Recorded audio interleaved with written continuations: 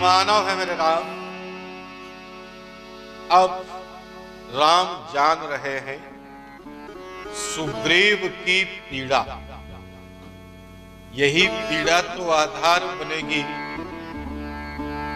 बाली के वध का, और यही पीड़ा आधार बनेगी राम के ऊपर लगे प्रश्न चिन्ह।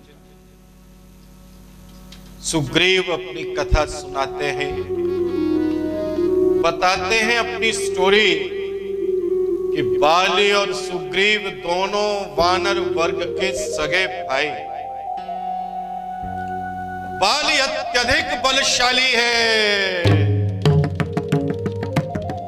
उसके शारीरिक बल का अंदाजा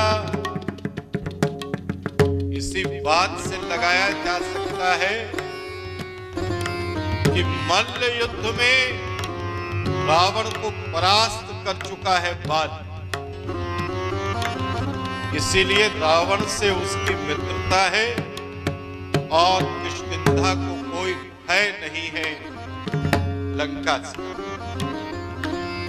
बाली ने दुंदुभी नाम के महाकाय राक्षस को भी मारा है, उसका वध किया है।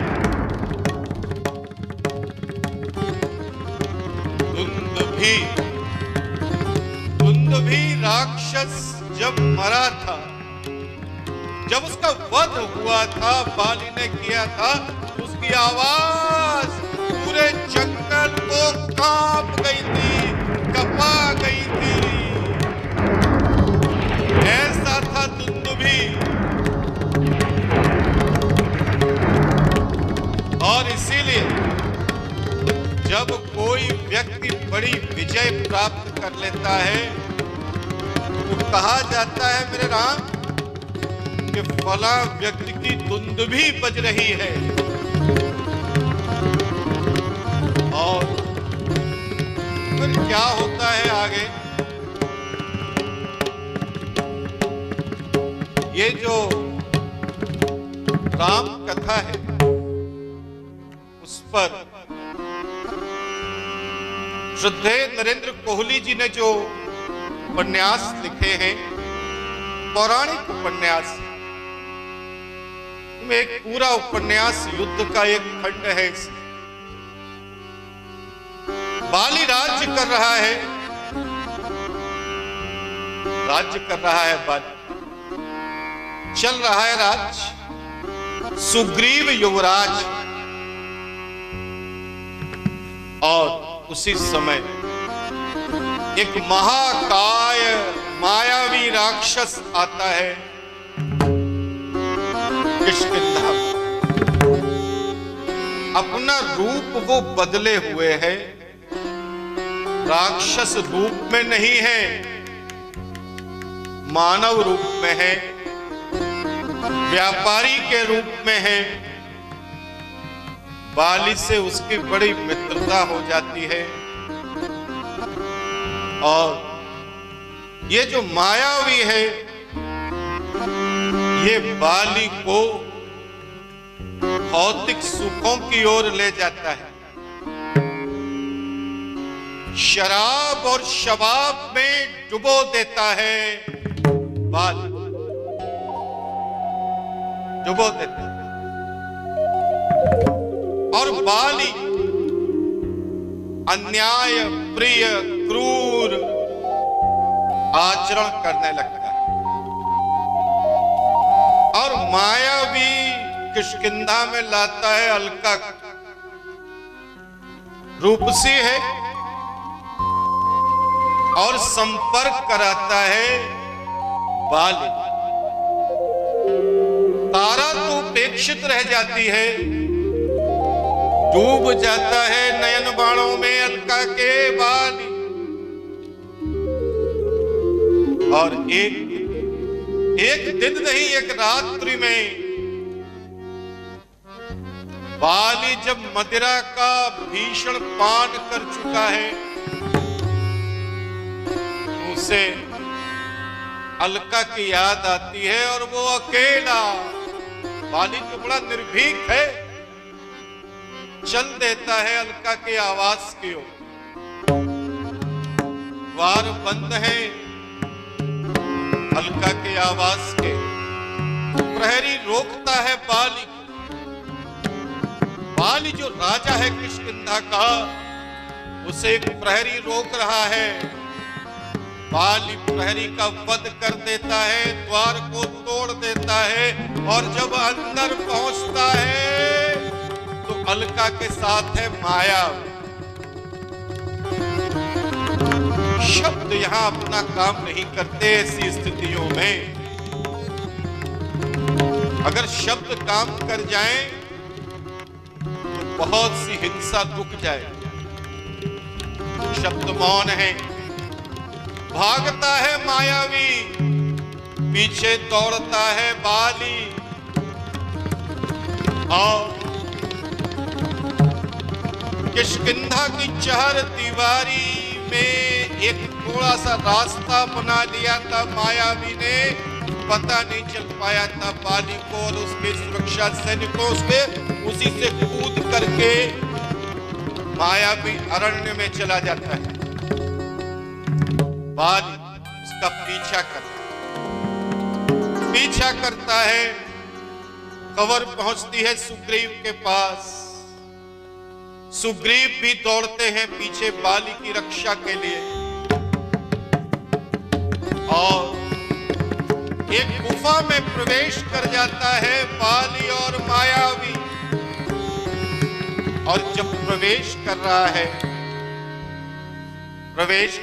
है बाली गुफा में, तो सुग्रीव को आदेशित करता है कि जब तक मैं मायावी का वध करके लौट ना आऊं तुम यहीं रहना। ये बाली है मल्ल युद्ध का श्रेष्ठ योद्धा।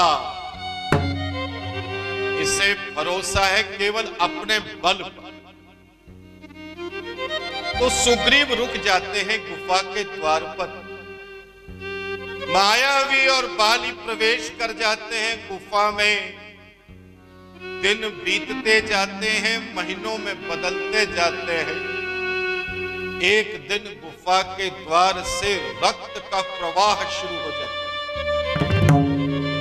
और उसके बाद भी बाली बाहर नहीं आता है।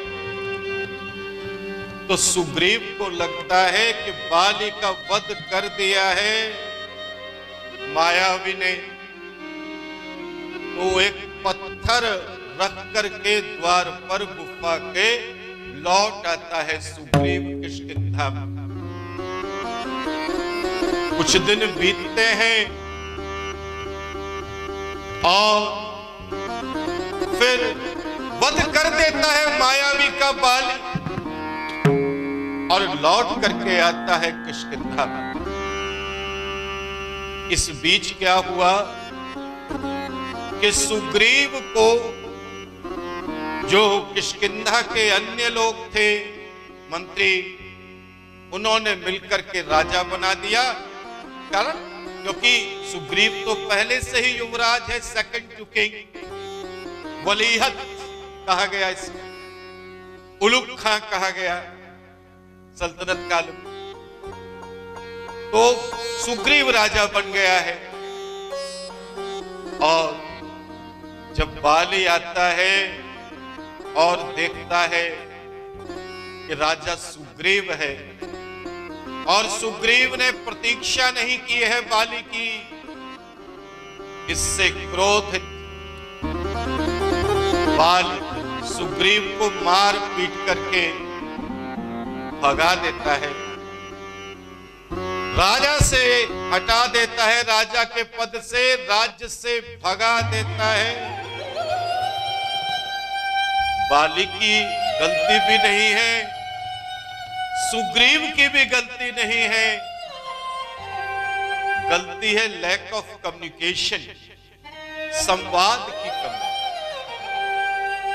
और बाली फिर से राजा हो जाता है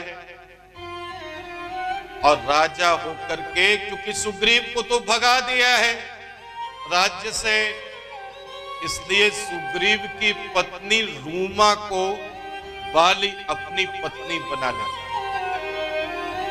वानरों में, राक्षसों में, आदिवासियों में, जनजातियों में ये सहज है, क्योंकि अभी वो आर्य मूल्य यहां पर स्थापित नहीं।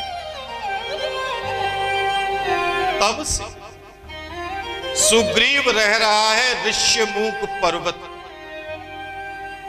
सुग्रीव ने बताया कि बाली का वध करके वो अपना राज्य और अपनी पत्नी वापस पाना चाहता है। मेरे राम, यहां एक बड़ी बिंदु सामने है। क्या है वो? ये है कि बाली ने सुग्रीव के राज्य पर अधिकार नहीं किया। राज्य तो बाली का था। जब बाली वापस आ गया है, सुग्रीव को राज्य लौटा देना था। यहां सुग्रीव की महत्वाकांक्षा जागृत हो गई और इसीलिए उसने राज्य लौटाया नहीं। तो बाली ने सुग्रीव से राज्य का अपहरण नहीं किया,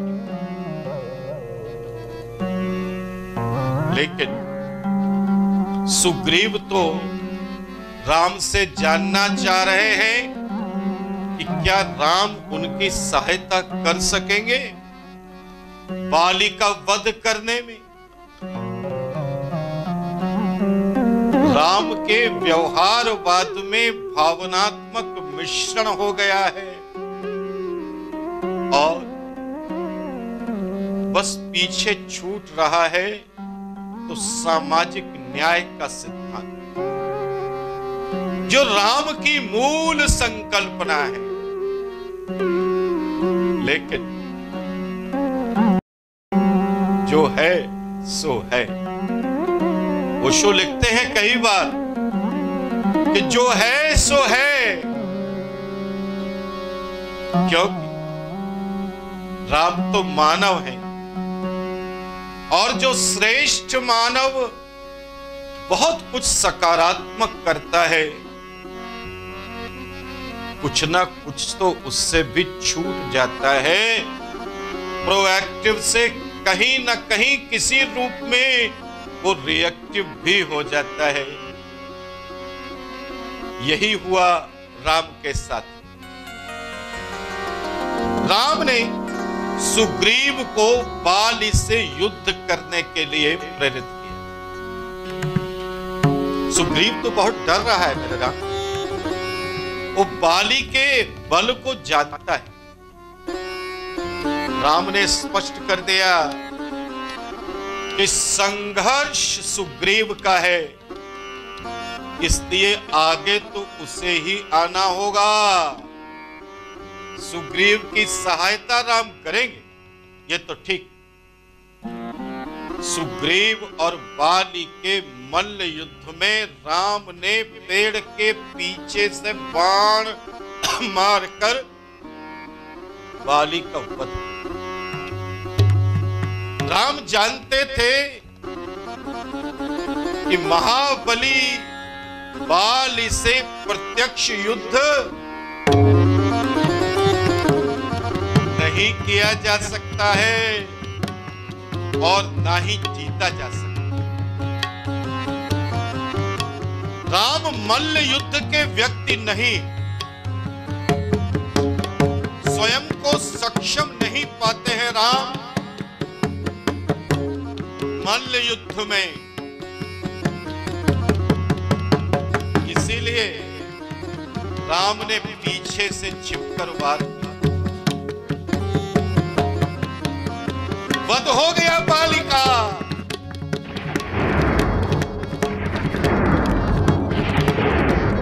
वध हो गया बाली का।